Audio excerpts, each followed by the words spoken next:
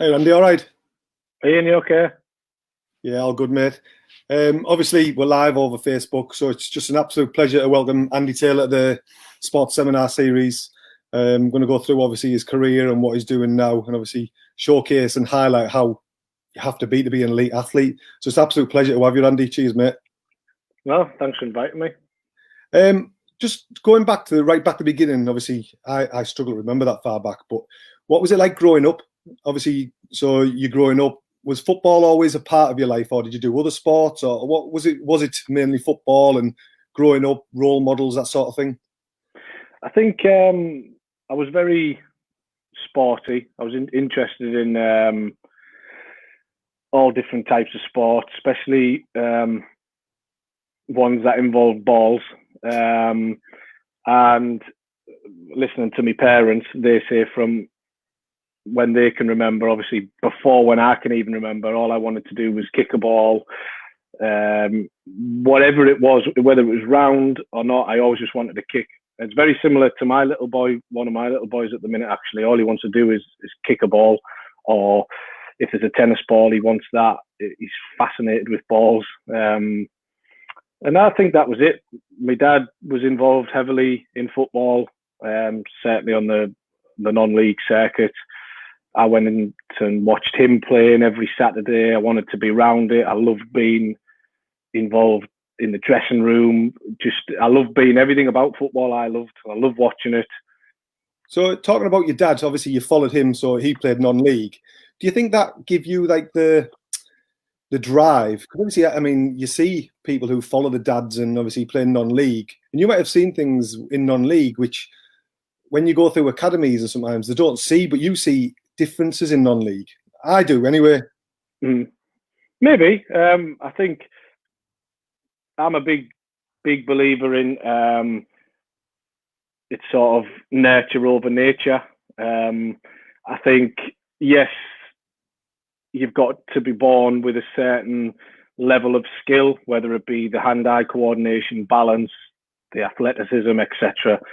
But I believe it's your environment that you grow up in that makes you the sportsman that you are. You look at somebody like Lionel Messi, and I know everybody says he's blessed with it. He's just born with that, which, yeah, I get it. He is born with the good eye and coordination, the balance.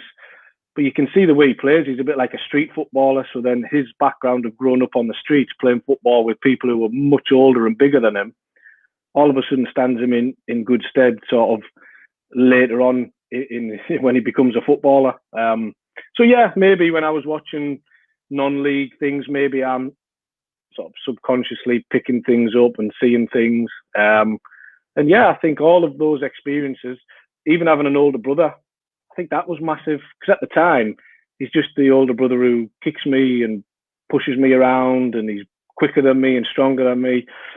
But I think that all sort of helps in the development, certainly, of me moving forward. I mean, I'd like to see the stats and the ratios, because I was talking to, obviously, someone else, Graham Lee, who played for Hartlepool. Yeah.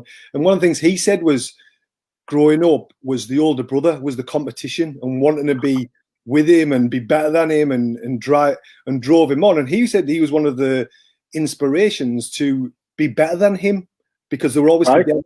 And it's interesting to understand, obviously, you had an older brother who was probably obviously older, so maybe physically bigger at one point, stronger, and you just had that competitive nature against each other. So was that something he did for you? I think so, without realising.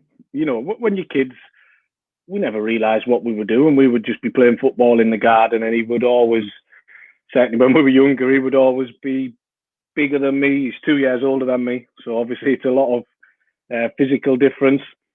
And you've just sort of learned, I think when you've got an older brother who's quicker than you, stronger than you, you've got to learn a different way. How can I beat him? We used to play like one-on-ones like everybody does, or even if it was tennis, he's stronger than me, so he can hit it better than me. How can I beat him? And you sort of, without realising what you're doing, you're altering your path for your future. And I think that, like I say, I'm a big believer in that. I see it now with my two boys. My youngest one, he gets kicked, punched, pushed around. but he's just got to get on with it, and he's got to find a way. And I think, problem, isn't it? and then, like you said, I'd love to see the stats in terms of, certainly if there's brothers, siblings, yeah, older, which or sisters, you know, which one out of the two maybe become better at a certain sport? Because I think 9 times out of 10 it would probably be the younger one who's followed. Yeah. Have you read the book Bounce? I have, yeah. See that, you know, when he talks about playing table tennis and not realizing that they're practicing. Now that was like me. All I did was play football. That's all we did. And lucky enough, I had an older brother who wanted to play with me without even realizing the amount of hours practice that I sort of had before I'd even reached maybe the age of 6 or 7 by playing with my brother, going and training with my brother's team when he had a team and I was too young. You know, it's massive. And when you add that up over the years, it makes a big difference. I mean, what's great for me is obviously the theory and the literature that you're reading there and the stats. I mean, in that book, they talk about, I think, if I remember right, there was about 5 out of the top 7 players in Britain were all from the same street. Yeah. And one of the things they said was it was the competition that drove them to be the best. So, and that's something that we look at for young kids now coming through and giving them that problem solving and trying to create problems rather than, in a way, sometimes it's put on a plate for them. It's everything's nice, and it's interesting, obviously, to hear somebody who played at the top level to obviously come through the theory side and think, yeah, that's great. So for you, moving on, obviously, when did you join Middlesbrough as an academy, and did you have any other options? So when I first started at Middlesbrough, it was still a school of excellence. So I think we trained twice a week, played every now and again, but I still was allowed to play for my boys' club. And then I think I was under 11s. That's when the whole system transferred to academies, and that's when we went full time. So no, I didn't really, not that I know of anyway. I didn't know if any other teams were interested. And like I say, I'd been at Middlesbrough since I was maybe 8-year-old. I had a lot of friends there, even though we weren't classed as an academy. I still had friends there because we've seen each other a lot. A lot of them played for the same team as me, Cleveland Juniors. So it was never a doubt, and it just sort of, you had to give up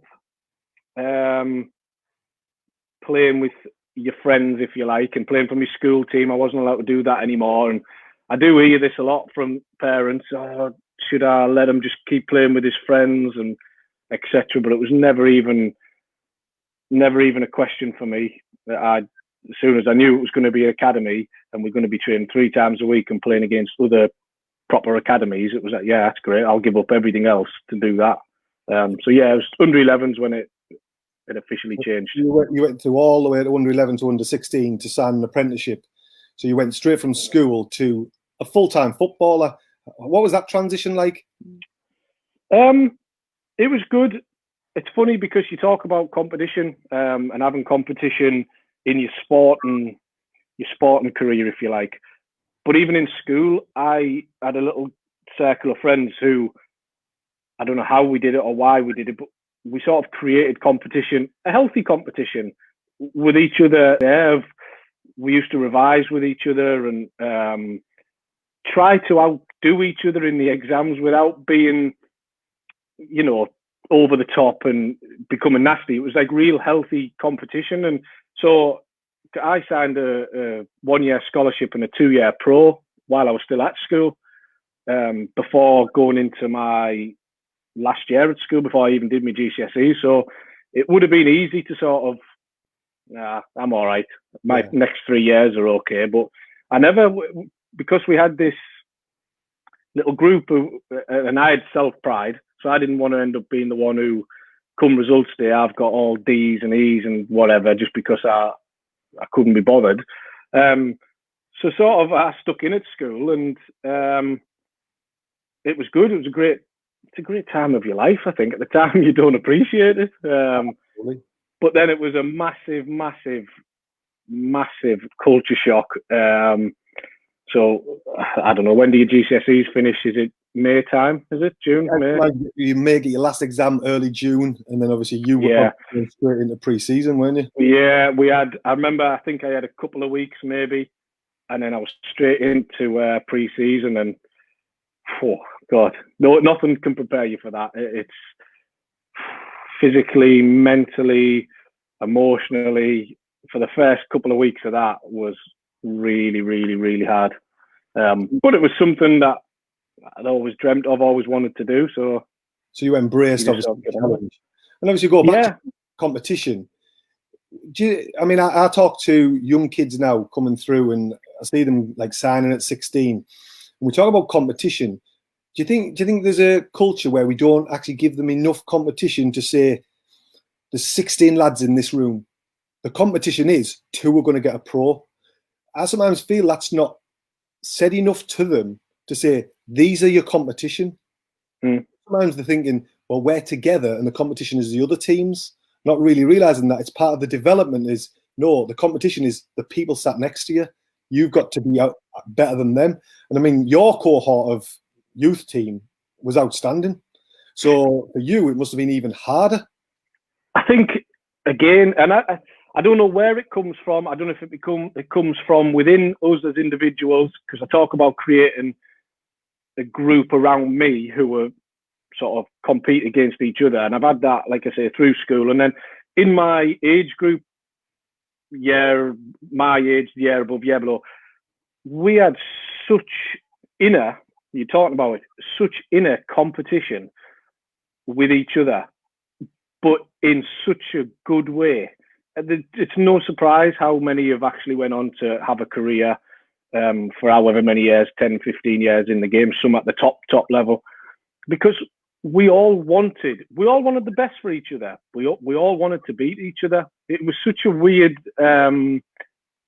but great group. And I remember, so when it was Steve McLaren was in charge, he had like every pre-season they used to do loads of different tests, whether it was strength tests, running tests, sprint tests. But wherever you got ranked from the top to the bottom, you got points. And they had a big leaderboard. And I remember the first sort of pre-season we were involved with the first team was the year after we'd left school, and we were all at the bottom. So me, James Morrison, Tony Mark, Dava, we were all way off it. And at the top, you had the usual guys, the Gareth Southgates, the Mendietas. They were all, and you were like, it felt embarrassed, even though nobody ever really said anything. But they had this board on, and you look and you're like, oh no, all of us were down the bottom. Have a guess where we all were the next pre-season? It's all right at the top. So do you think that was a culture? So it goes back to, was that a culture thing or an individual thing with the club? Because obviously, I don't know, because I can't remember a specific time when it was drilled into us. You know, you've got to compete against each other. There's nothing specific that comes to my mind, but I guess that's what a good culture is, where you maybe don't realise what's going on around you. And you know, if it was like that, I mean, Dave Parnaby and all the academy coaches, for what they did in the academy for so long, was fantastic. And if they did create that culture, you know, that's certainly what spurred on a lot of us to go on into have a career. I mean, you talk about Dave Parnaby, who's obviously well respected, came out of education to go into development, and then he obviously this team that put together, you went on to win the Youth Cup. Thinking about team spirit, what was that like as a team from Middlesbrough to win the FA Youth Cup, to be the best youth team in the country? That must have been a high for you, certainly at that time. Yeah, I think when you're a youth team player, that's the pinnacle. You don't get any better. I think the way we looked at it as a group, and I think as a club, really, your bread and butter games, your every Saturday games against all the other academies, they're great, and you do want to win, but they're a bit more about development. A lot of us played well up above in terms of year groups. You had younger players playing, so it wasn't necessarily about winning. As soon as we got to the Youth Cup, the whole mentality changes, and it's about winning on that night. They were at the stadiums, and the year before, So I'd say, talking about playing a year up, we all played in the team that got beat in the final off Manchester United. There was only maybe 2 or 3 lads, Chris Brunt, Andrew Davies, Ross Turnbull. I think that might have been it, maybe, who couldn't play the following year. So then the following year was, and again, at such a young age, we were all 17, 18. We put, and again, looking back on it, it's bizarre because we never really felt it at the time, but we put huge pressure on ourselves. Huge. It was if like, no, we've got to go and win. We're not here to just see how far we can get. It's, no, we're going to go and win now. We've just got beaten. Losing though, do you think? Maybe. I would also say we were a very confident group, bordering on tipping over the edge. Not in a bad way, but I think we all realised that, we've got a good team. We're all good. We're better than them. And it just sort of, once it started rolling, and I think it started the previous season when we had the big run and got beat in the final, the sort of the momentum of winning and wanting to win just kept going. And it was just sort of a continuous turn, right? We beat them, done, bed, next game, and then got the final, and it was like, all right, we'll just win that as well. It was bizarre. It was great. It was, let's say, it's the highlight of any youth player's career, really. The Youth Cup, winning the Youth Cup, you don't get any bigger than that. So, and it was good for the club as well.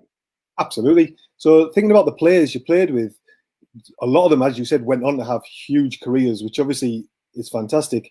Was there anyone who was really good and didn't kick on for one reason or another? There's always a couple. I will say, out of that starting 11 from the final, there was only one player who never played professionally, and the lad was called Peter Masters, and he's quite an intelligent lad, and he ended up going over to America on a scholarship. He did all of his exams at college and everything, and he was clever, and he decided to do that. But out of every other player, which is incredible, really, every single one at some level had played professionally in the leagues, which speaks, I mean, massive amounts for. That's huge, because as I say, I've been back and I look at other youth teams, because you see it now. Where's this youth team gone? And you see players, and then you think, well, they were brilliant, and they haven't. 5 or 6 might have gone on to play. So you to have 10 out of 11 players all play professionally, it's a credit to yourselves, but it's also a credit to the club to do that. Oh, massively. Because that's just the start 11. I think on the bench, there was people like Lee Cattermole, Adam Johnson, so that's just the start 11. There was tons on the bench as well, who also, I mean, a few of them have played for Hartlepool, Jason Kennedy, Gary Little, Tommy Craddock. I think Franksy was on the bench that night, maybe. So, to have such a good group of professionals and who've actually gone on to make a career is unbelievable, really. But then also, a lot of them went on to make first team debuts, which obviously that's great for the club, and it's great for the fans to see young players coming through out of a winning team. So obviously, how did that feel then to go in to start making? So you've won the Youth Cup, and now it's first team football. How did that transition find? Very natural. It was. It's a tough environment to go from youth team or reserve team football, because when we won the Youth Cup, a lot of us were already playing in the reserves, and we just stepped back down into the youth team for the Youth Cup. And back then, as you know, the reserves was not like what it is now. You were playing against first team lads. So me at 18-year-old playing against very experienced players helped me massively, helped all of us massively. I think we were very lucky in terms of the club. At the time when we were breaking through, the club, we had some world-class players around us, which helped. We had a future England manager, obviously Steve McLaren was in charge, and him and the owner had a real big push and philosophy on getting the youth players into the system, into the first team. And I think you've got to have that. You've got to have a manager who believes and trusts the young players, because it is difficult. Because at the end of the day, it's his job that's on the line. Results, and you know, he believed in us. He put a lot of us in. I think being in Europe helped a lot of us, because there was a ton more games. So we were getting opportunities in, you know, the next game, or in a weird country abroad in Europe, we'd get a debut. But no, I played golf the other day with Tony McMahon and James Morrison, and we were just talking about it, saying how at the time how normal it felt, and now we look back and we're like, wow, how great it was, you know, playing with world-class players, being in a world-class elite environment. It was fantastic. I mean, and then obviously you dipped into the first team, but then you went out on loan, didn't you? What was that like? Or did you go on loan before you made your debut? I went out on loan before I made my debut, so I got involved with the first team. You're sorry? I think the loans helped you massively. I was in and around the first team, and then I got a bit of an injury, and I sort of dropped away. And I'd seen a couple of Tony McMahon and James Morrison had made their debuts, as did a few others before me, and this is where that healthy competition comes from. So I had this burning desire inside me, and I remember I went away for a pre-season, the off-season, trained really hard. We come back and we had the England under-19s championships sort of in July it was, and I was flying. I played really well, and I'd already made my mind up that I don't care what happens at Middlesbrough, I want to go out and play on loan. I want to experience what it's like to be expected to perform every week, to be the number one left back at the time. I want to be that guy. And I remember I come back and there was an option to go to Bradford on loan, and Steve Brown pulled me in. He was the assistant manager at the time, and he said, "Listen, Tails, we don't really want you to go. You know, stay here. There might be opportunity." I was like, "No, I have to go. I need to go and play games." So they let me go, which was great from Middlesbrough. And I went down to Bradford. My first game actually was at Hartlepool, the opening day of the season, which was an experience in itself. But it was great. Give me a massive understanding of what first team football is like.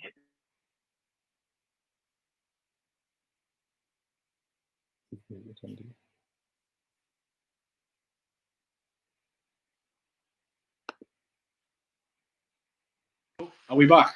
Yeah, you're back. You muted yourself. Sorry, it's because my headphones gone off. Yeah, it gave me a massive understanding of what first team football is and what it's about.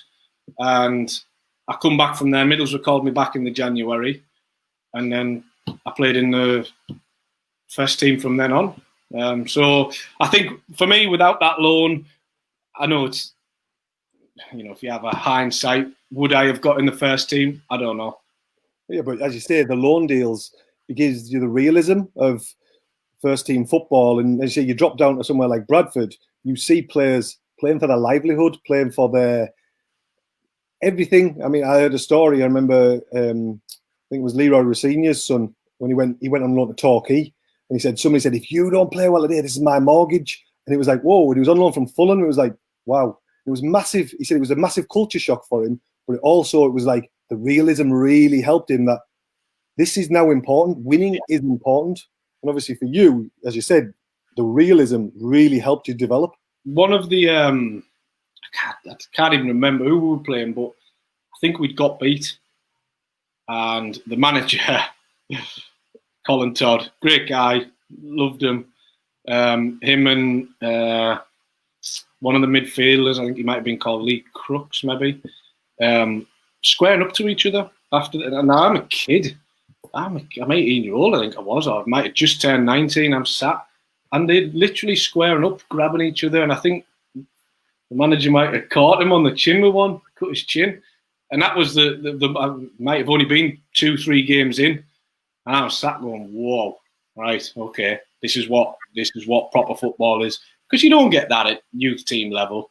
No. You get the odd argument here and there, but it's not as intense as that.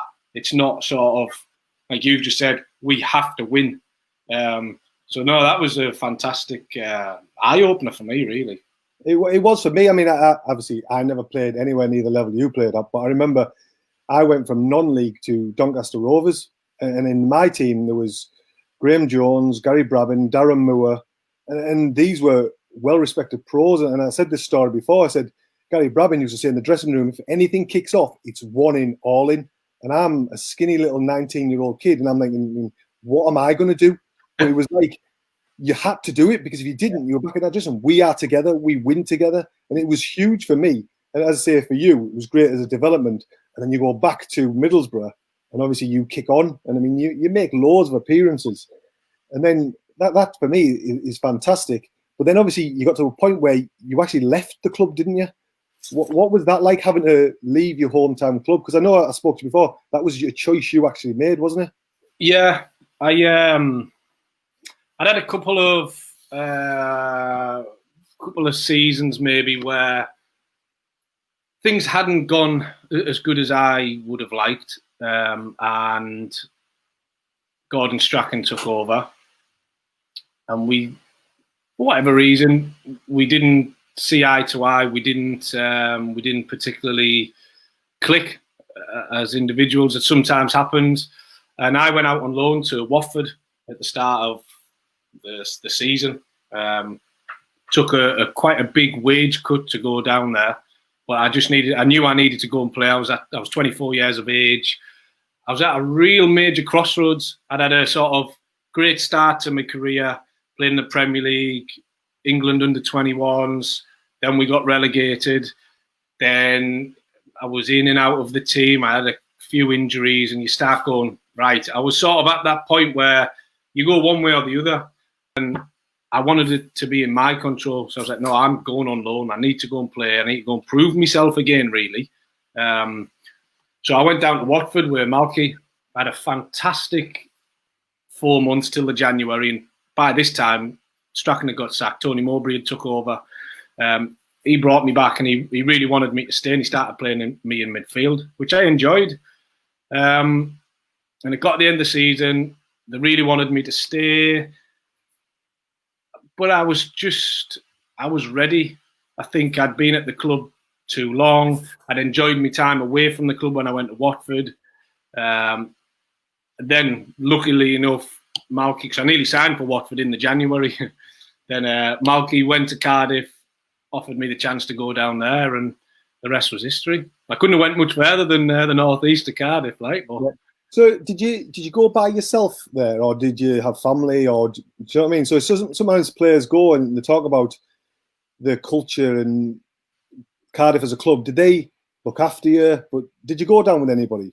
No, I just went on my own. I went down with my dad. I drove down. My dad come down with me. I signed all the stuff, and he stayed down for a couple of days. Then he flew home, and then I was down there. I was ready. Ian, I'd lived at home, like in the northeast in Hartlepool, my whole life, and I wanted a fresh start, fresh club, fresh staff, fresh area, just everything. And it's the best thing I've done, really. It was fantastic. Great place to live, great city, huge club. Sort of opened my eyes a little bit to how big of a club it was, because I know they're a big rugby city. But at the end of the day, Cardiff's the main team in Wales, and obviously when you're in Cardiff in the city, it was massive. It was great 3 years. And I mean, you went on to have huge success there. I mean, talk us through that. I mean, you've got to the Carling Cup final at Wembley. That's huge. I mean, you think about players, and a lot of players play a lot of games, but they don't have them standout moments. So for you to play in a Carling Cup final, a national competition, what was that like? Great, and it's funny how you say that, because that's exactly how I thought as well. I was like, wow, we're actually going to a major final, and we're not only playing against, with no disrespect, a Watford or an Aston Villa, we're playing against Liverpool. It was, and a lot of my friends are hardcore Liverpool fans. It was that weekend, because I remember we went down, I think it was 3 days before the game. It was one of the best weekends. And I know we got beat, which wasn't nice, and the way we got beat. But the 3 days, it's probably the 3 best days building up to a game that I've had in football. It was phenomenal. The fans, from leaving the Cardiff stadium to go down to London, the amount of fans were there just cheering us off to go to London, to then having all my family and friends in a full 90-odd thousand filled up Wembley to watch me playing, and then playing against Liverpool, which for me, growing up, I used to support Liverpool. It was great playing against Stewie Downing, who I grew up with in the youth team, having all my mates there who were Liverpool fans in the Liverpool end. It was a great weekend, spoiled only by, obviously, the result. I mean, I know you talk about, obviously, the result, but subsequently you went in as huge underdogs. I mean, I think people go on Liverpool, they'll win 3-4-0, and you've actually took them 2-2. You took them a extra time, all the way to penalties, and then thinking, we could do this. Where were you on the list of penalty takers? Were you up for it? I was number 6. So when it kept going and going, I was thinking, oh my God, I'm gonna be taking one here. It's funny because afterwards you think, why would you leave yourself? Because what we did was we kept the same takers from the semi-final. I was thinking, well, you're better off going first, because at least if you miss, you've got so much time for other people to sort of help you out a bit. But when it gets to sudden death, it's just, you've got to score. But yeah, I was next up, and it is what it is. You know, in a weird way, I know I was very nervous. In a weird way, I wish it had got to me just for me to see how I would have handled it, how I would have reacted. Because at that point, you haven't got a choice. You've just, right, you've got to go and take this next penalty. So you're like, oh, right, okay. So it would have been nice to see what would I have done, what would I have felt. I do know I was nervous at the time, but then when it come to me, what would I have done? You know, it's the fight or flight thing. Maybe I might have went, you know what, right, it's me. I'm going to have to take it. There's nothing I can do. No, and obviously, as I say, it's really obviously, but to get to a national final and to lose on penalties, there's probably a little bit in you that it's not, you're not going away disgraced. You've absolutely outshone yourselves and highlighted yourselves on probably a world stage, not just a national stage, because you think about where we sell the TV rights to, it's a world stage. So you've done yourself so proud. And then you go back as a collective unit and you go on the next season to win the championship. What was the team spirit like? Do you know what I mean? Just to try and get people to understand the team spirit of winning a championship, because I don't think people understand. The whole situation is very similar, and maybe there's a theme here, but to the Youth Cup. So when we went, we had a good team when we got to the final, and then we actually got in the playoffs, and we got stuffed off West Ham. But the following season was a bit like we just took it upon ourselves and like, right, all right, we've got to get promoted. And I don't know where it had come from. The manager certainly didn't put that type of pressure on us. We didn't really spend massive money where you go, right, well, you've spent 100 million, so you should be getting promoted type thing. We just sort of took it upon ourselves. We created a great culture, winning culture, great set of lads. I think one of the big things that we found was people who signed for Cardiff generally lived, well, you had to live within the area. So nobody travelled. So everybody socialised outside as well together, whether it was night out, whether it was golf, whether it was the wives and girlfriends mixing and they had stuff to do. So we had a real close-knit group. It was really good. And everybody who we signed that summer was great. They just added to what we had. It was great. It was fantastic. And like I say, we put massive pressure on ourselves, but not to the detriment of us. We sort of put it on ourselves and it kicked us on. I mean, because we talk about in coaching is how to create that team spirit and how to have that winning culture. And where do you think it came from? Because you said it wasn't the pressure of the manager. Was it the players? Was there any real players who were driving that forward to go, do you know what, we've got this, and giving you the belief that you can do it? Because obviously you think about players and you talk about, obviously Liverpool, they always talk about Gerrard drove things forward. Was there anyone at Cardiff who drove that forward as a unit and a group to say, no, we want to do this? I think we did it collectively. We had a great group. We had a great captain in Mark Hudson, who he knitted everything together. He was great. He was the older, experienced lad. He led by example when he did play as well. But I think generally as a group, we all had that, 90, 80% of us had that inner strength, character, culture where we all wanted to win. We all expected to win. And it was never like I say, I can't really remember anybody in particular who was a real driving force, but I think it was more collective. And for me, that's great. That's what you need. You need that culture within everybody, within all of the staff. It was just, and I go back to the youth cup, it was similar to that. We never had one player in particular who was like, right, this is what we're doing. It was a collective with the players and all of the staff and all of the subs, the people who probably didn't play as much as they thought they would have or they wanted to. It's easy, you know yourself, it's easy to get annoyed and easy to get, disgruntled with things, but that season never materialised. Everybody just got on together and got over the line. And understanding that ethos. So obviously then you've won the championship and you've got back in the Premier League. Did you have a different feeling of when you were making your debut at Middlesbrough in the Premier League to this season as becoming, like, it was more a natural development? I deserve to be here, or this is where I deserve to be. I felt a bit more pressure, if I'm honest, the second time round. I think the first time round, and I don't mean this arrogantly, but it just felt normal. Because I'd only ever been at Middlesbrough, ever really in my lifetime been in the Premier League. So it was just, we're in the Premier League. Never once did I ever think about relegation at Middlesbrough. And I don't know if that was because I was a young lad and it didn't really cross my mind, or it was just, we're in the Premier League, I'm a Premier League player. When I went up with Cardiff, you have a little bit of self-doubt. You think, well, can I still do it? Has the game moved on? I never used to have that when I first come to Middlesbrough because I didn't know any different. You have a bit of young naiveness as well, don't you, about you when you're a kid.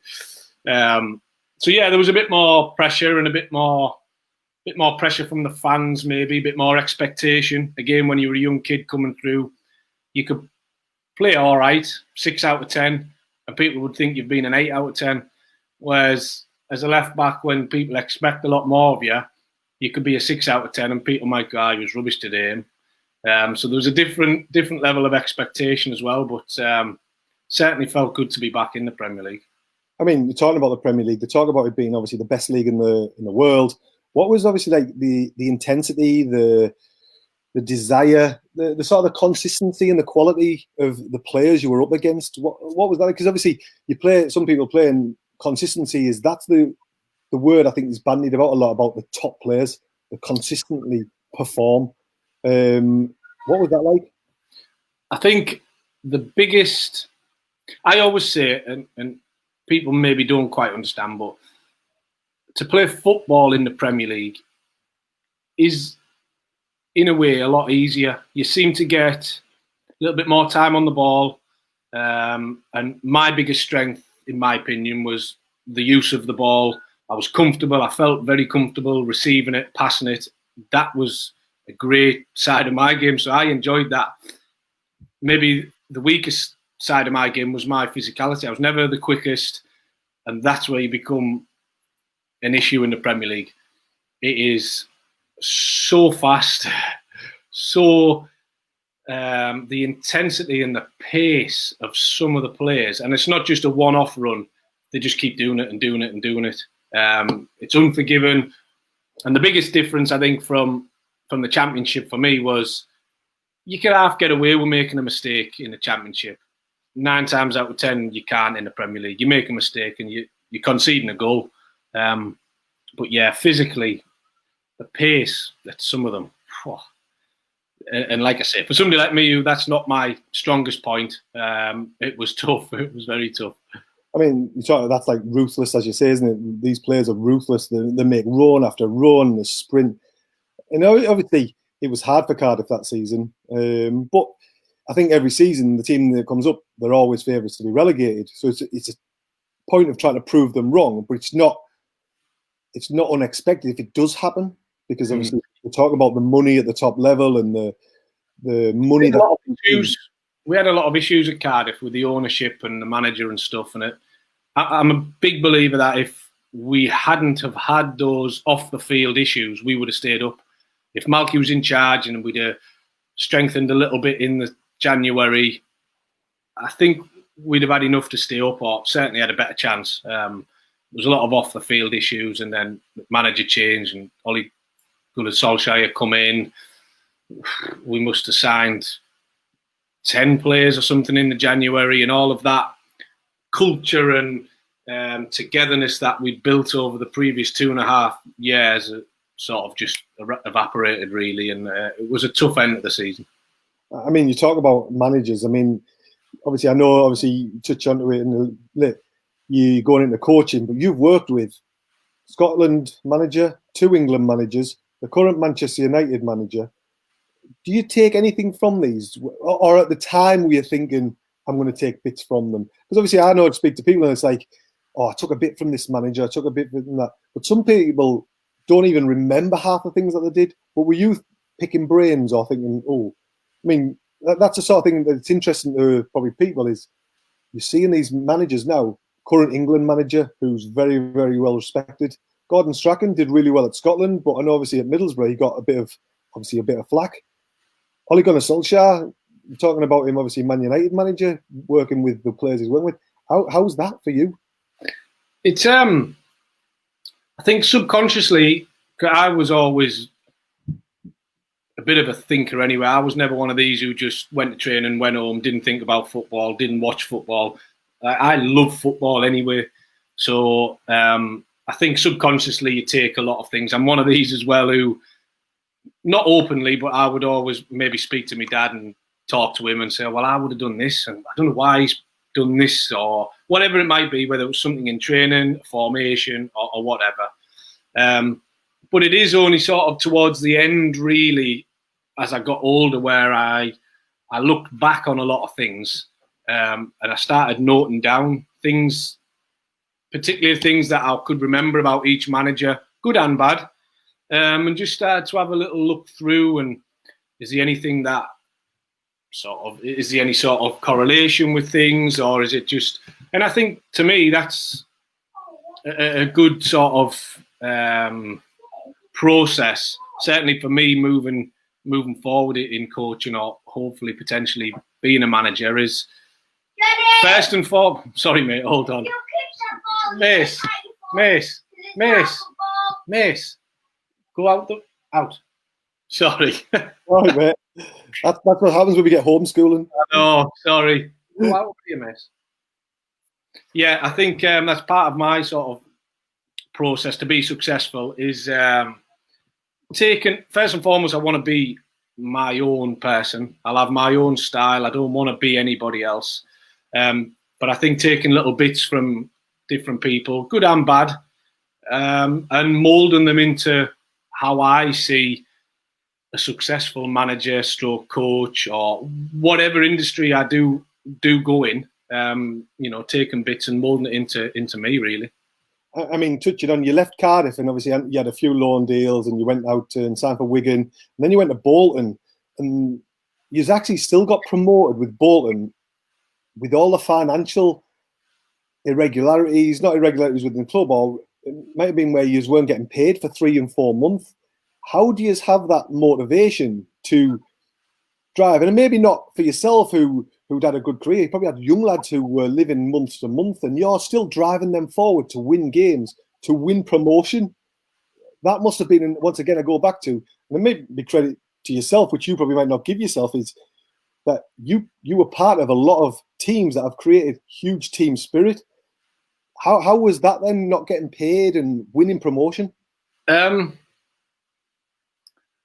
Great. obviously getting promoted, and then the next year staying in the division, which I thought was a bigger achievement than getting promoted. And it was really the first season. There was a few issues when we did get promoted, but it was the next season when it really started to show its ugly face. And to stay in the Championship that year was, I still don't know how we did it, to be fair. But it was really, really, really challenging. I think it was challenging individually, collectively. It had a massive strain on us, I think, as individuals, on the families. And as you know, football generally is quite a macho sport, shall we say. And I don't think anybody really had the confidence or the courage to really speak out about how they were feeling as a group. I know there was certain lads who were mentally struggling, financially really hard times for certain people. But I think, like I say, there's this macho culture in football, and there's a bit of a culture of, oh, well, he's had 10 years in the game, he shouldn't be struggling for money.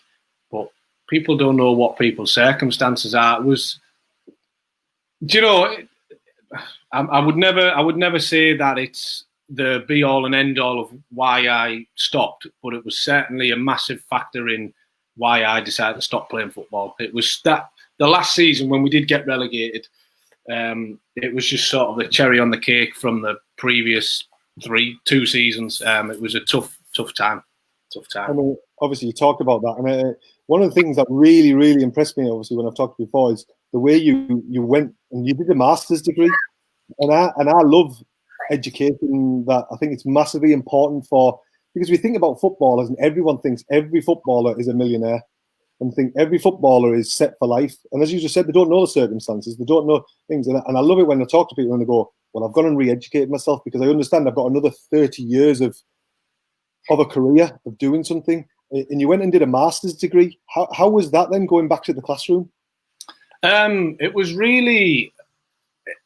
hard. It was a culture shock to me because I'd never been in a classroom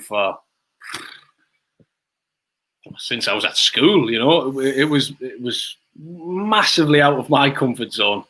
But I decided to do it. I'd signed a 2-year contract at Bolton, and I was travelling down from the northeast, and I was staying in the hotel. And the university was at. Go downstairs. Go downstairs. Sorry. Go downstairs. I'm going to talk to you. I can't. Go downstairs. Dad, Sorry. I'm talking to Go you. downstairs. Dad. Sorry, 1 minute. So obviously that's what happens when obviously you get homeschooler and kids, but obviously. Sorry, he doesn't realise. No, yeah, so the university was at Salford, so it sort of fit into what I wanted. I was interested. It was in sport and directorship, sort of a business degree. I wanted to start looking into the future a bit more and using. What I didn't want to do was, when I was staying down in the hotel for a few days a week, just finish training and go back and sit in the hotel. And not be productive and not do something different. So I committed to it, and it was tough, really tough. Like I say, I was massively out of my comfort zone, and I nearly didn't do it. I remember the guy who sort of owns the course, Tony Faulkner. I was speaking to him about it. I said, well, there's a lot of intelligent people going to be on the course. Maybe me just not taking credit, giving myself enough credit, and I don't know if I'll be comfortable. And he said a quote to me. He went, listen, in everything that you do after football, and he said, you might not realise it right now, but to be successful, you need to be comfortable being uncomfortable. And we sort of left it at that, and I went away, and it stuck with me in my head. I thought, wow, I'm so much out of my comfort zone if I do this. But because of what he said to me, it sort of stuck, and I signed up and paid me money and got enrolled onto the course. And it was a fantastic 2 years. Fantastic. Great insight into another world really to me. All I've ever knew is football. Met some great people, and yeah, come out the end of it with a degree, so it was good. Which is obviously unbelievable for yourself, because as I say, if going back into the classroom, it's admirable for me, for people, because as I say, people don't understand that you could easily have just done nothing. You could have easily just sat in there, played, watched telly, I'm okay, but you didn't. You went back and tested yourself, and I think that's something we need to obviously showcase and go, it can be done, because a lot of people don't think it can be done, and I think that for you to share that's fantastic. Yeah, I think so. And it's funny because after I'd sort of done it and I started going away every Wednesday and some Thursdays, and the lads were like, "Oh, where are you going?" "I'm going to uni." All of a sudden they start asking questions and they think it's great, and then they start picking your brain and they start to get interested in doing things. But I think the hardest bit is committing to it. Once you sign up or enroll on a course or whatever, that's the hardest part to do. But there's so much more to life after football, and I think we get bogged down, rightly so or wrongly so, at an early age of you should only focus on your football. But I think if we have a different mentality of, yeah, football is really important, you've got to give it your 100%, but there's no harm in having other interests, in studying for other things or getting a trade behind you at such a young age, because as you know, football is fickle.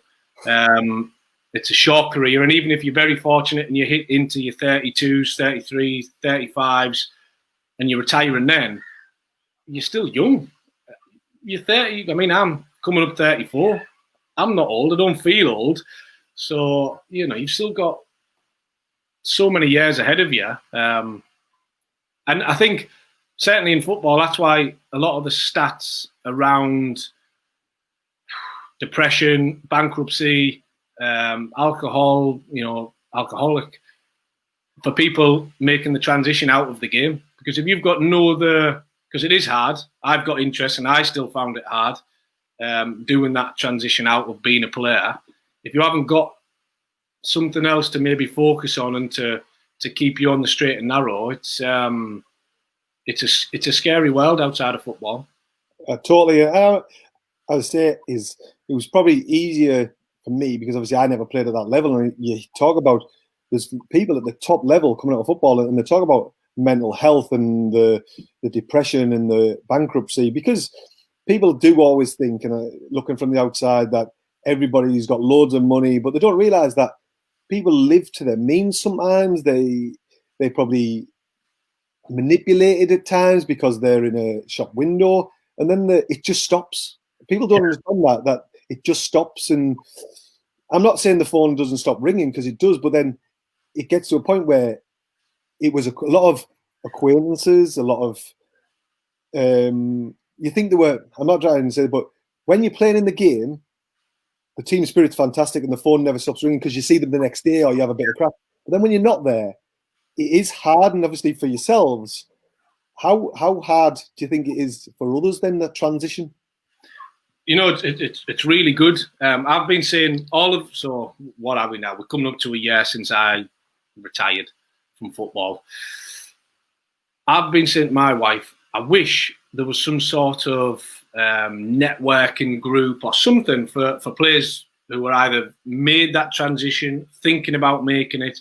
Anyway, the other week, Marvin Sordell, he messaged me, and he's created an Instagram page called FC Transition, only for footballers or ex-players, or, I mean, I could send you the info, you can come on, and he's created a WhatsApp group, and I think there's, the last time I looked, nearly 200 players or ex-players on this, from all levels as well. Some from lower leagues, some from me and above. And it's fantastic to sort of read other people's journeys, to find out. So on a Sunday, he does a topic, and on a Sunday night, the topic will be whatever he's created, and everybody will talk about it, and people will put in their worries, their queries. People then will have their own experiences, and it's great because all of a sudden, and you talk there about how many people are struggling. I think there's such a high percentage, and I'm talking 90% plus of players who make that transition or who are coming to the end. They'll have some sort of, whether it's financial, whether it's mental, sort of just what am I going to do, anxiousness, how am I going to do it? All we've known all of our lives is football. Yeah. And then come out and go, right, well, now I need a real job, or, you know, a job. What do I do? How do I get the job? Who do I speak to? How do I do a CV? How do I do a job interview? You know, it's all these things that I know might come normal to a lot of people who end up going through that process. And I've spoke to my mates and they're like, what are you on about? I've never did that. I don't have a CV. What do I do with a CV? How do I do it? Yeah. How do you apply for a job? I wouldn't know what to do. So the fact that he's created this group, I think is great. And it's certainly, I mean, it's been going about 3 weeks. And I mean, that for me is huge. And obviously, because somebody has taken it upon themselves to understand the importance of the mental health side of these players. And at this present time, there's going to be more, because you think about this time of year, there's 1,600 people on a released piece of paper. And usually they're going to go, well, I'll go on trial or I'll do this. That's not going to happen because of the situation we're at. Clubs aren't going to easily take players in. Yeah, you come in for the day, because of the situation we're in. So it's going to be even worse for players to try and get tied up. And as you say, for him, it's an absolute credit that he's developed this. Because obviously, I think it's a scary time for players personally. I think I seen a quote from Gary Neville saying, if he was a player now, or he's got any advice for any players who are maybe coming to the end of the contract, start looking now for a second education or a degree or a second trade or whatever, because it's going to be different. I think there's going to be financially, even if you do get a contract, financially they're not going to be at the same levels as probably what they were. But like you've just said, even getting a club is going to be really, really tough for a lot of people. And I think it won't really sort of start to be clear until maybe August time, September, because at the minute everything's on hold. People are still on furlough. Clubs haven't gone back. It'd be easy for a player to just go, oh, well, everyone's off, so nobody's really doing anything yet. But when you start coming into August and there's still nobody moving, and you know, it's a very, very challenging time for players. So it's credit for him that he's set this up. Because for yourself, you've transitioned now into coaching. How have you found that transition from playing to coaching? Good, more natural than I actually imagined. I never really give myself or give it massive thought of being a coach. I never thought, you know, I want to be a coach.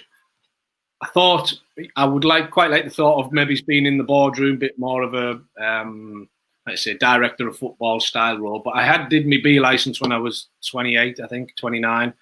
I was interested in it. I just wasn't really